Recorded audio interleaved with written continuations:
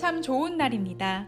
어스틴 주님의 교회 매일 말씀 묵상에 오신 여러분을 환영합니다. 말씀을 통해 샘솟는 하나님의 은혜를 경험하시길 바랍니다. 오늘은 어제보다 더 행복한 하루가 될 것입니다. 네, 매일 말씀 묵상 오늘 우리에게 주시는 하나님 말씀은 창세기 45장 1절부터 5절까지 말씀입니다.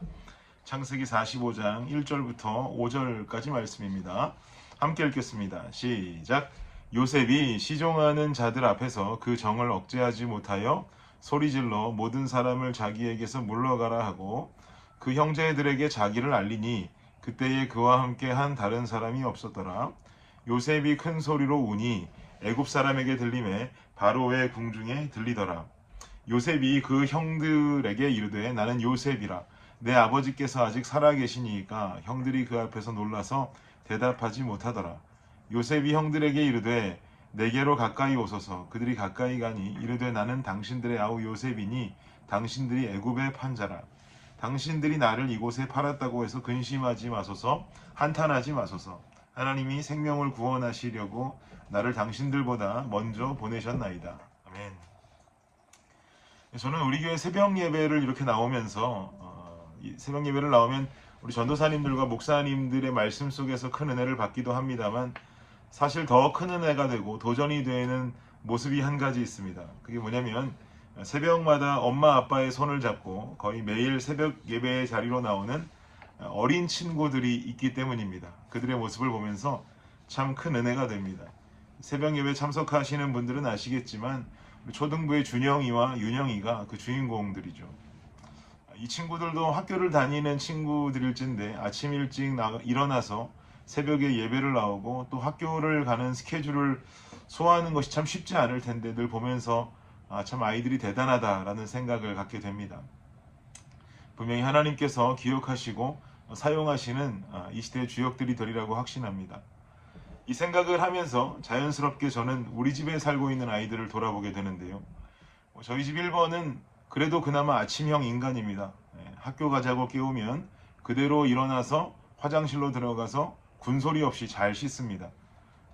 열매와 윤영이가 친한 친구여서 열매가 얼마 전에 그러더라고요. 본인도 윤영이 보러 새벽 예배 나오겠다라고 말을 하더라고요. 그래서 제가 하나님 보러 예배 가야지 윤영이 보러 예배 가면 되겠니? 라고 말하면서 곧 한번 내가 새벽 예배 데리고 갈게 라고 이야기해 주었습니다.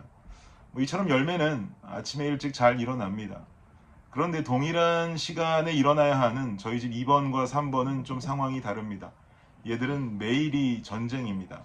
특히나 그 3번 아이는 이를 닦고 세수하는 순간을 빼고는 학교에 들어갈 때까지 눈을 뜨고 있는 법이 없습니다. 계속 어디선가 자고 있습니다. 그리고 얼마 전에 심지어 본인이 학교를 안 다닐 수는 없겠냐고 저에게 딜을 하더라고요. 그럼 제가 어떻게 대답해야 될까요? 그래, 너도 사느라 힘들지. 아침마다 이른 시간 일어나서 학교에 보내야 하는 아빠 된 내 마음도 많이 아프다. 그러니까 앞으로는 너 원하는 대로 학교 쉬는 게 낫겠다. 이렇게 말하면 될까요? 그렇지 않죠. 실제로 이런 부모님이 계시다면 굉장히 문제 있는 부모님이 되실 겁니다. 왜냐하면 지금의 겪는 고통의 시간들을 어떻게든 지나가야만이 아이들이 중학교도 진학하고 고등학교도 가고 대학교도 가고 나중에 후회 없는 인생을 살 수 있지 않겠습니까?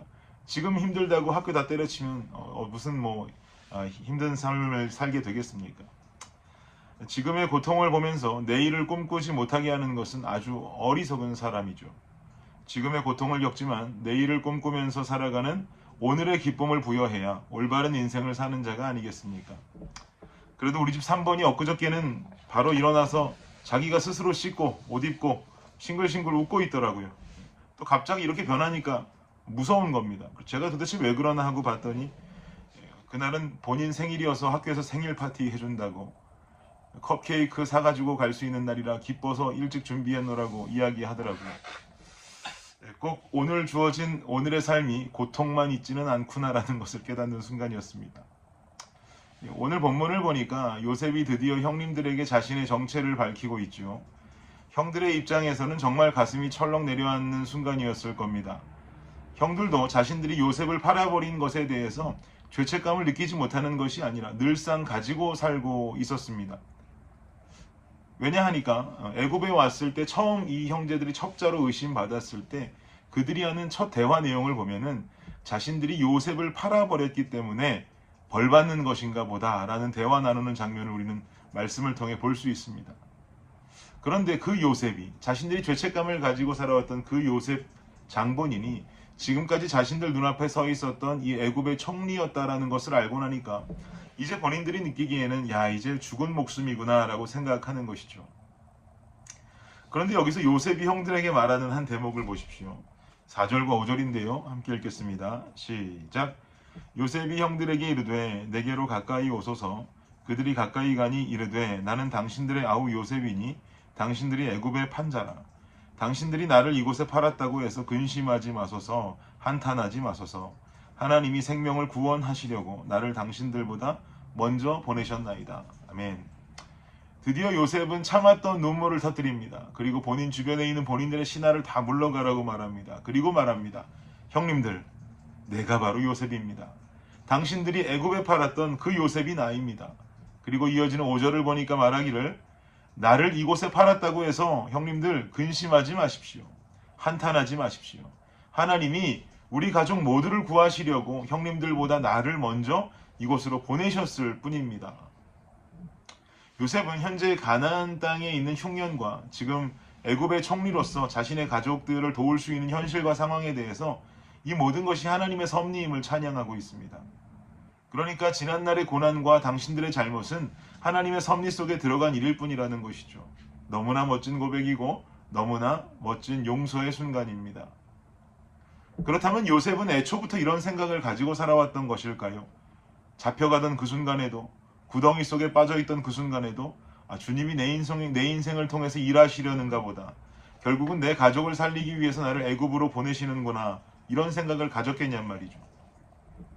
당시 구덩이 속으로 빠지고 미디안 상인들에 의해서 팔려갔던 요셉의 모습, 그 당시의 모습이 창세기 42장에 나와 있습니다. 42장 21절 말씀인데요. 제가 읽어드리겠습니다. 그들이 서로 말하되 우리가 아우의 일로 말미암아 범죄하였도다. 그가 우리에게 애걸할 때에 그 마음의 괴로움을 보고도 듣지 아니하였으므로 이 괴로움이 우리에게 임하도다. 요셉의 형님들이 요셉을 버리던 그날을 회상하면서 자신들의 잘못을 서로 인정하고 있는 장면이죠.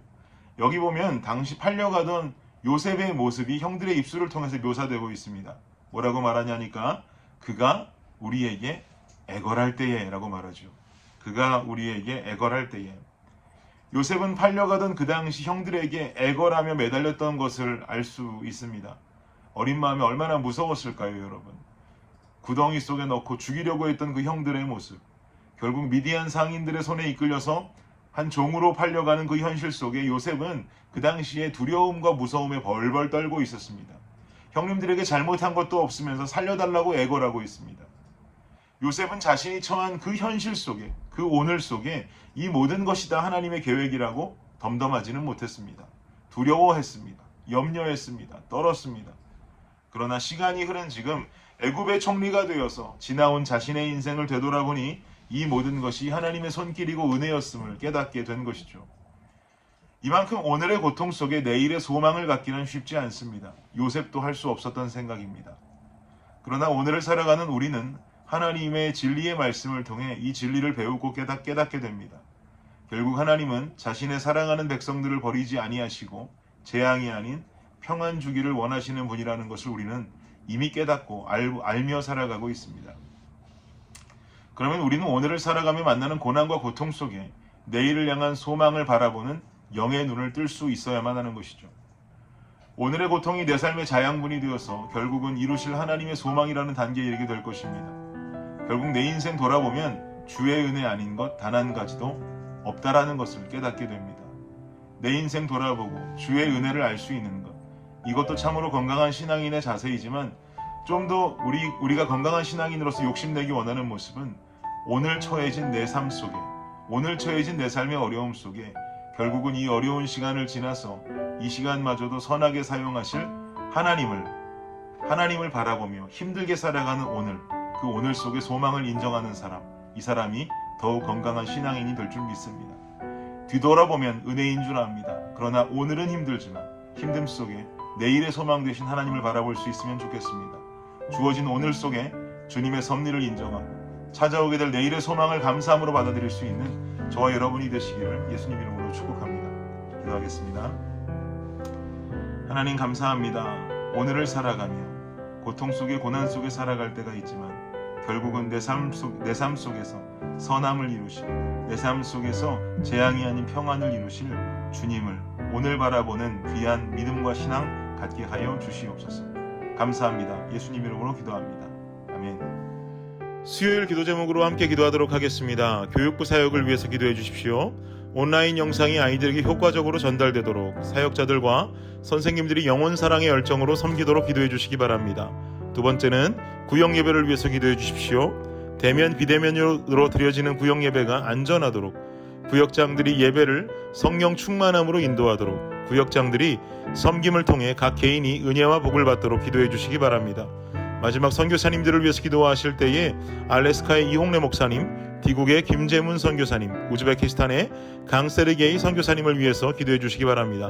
기도하겠습니다.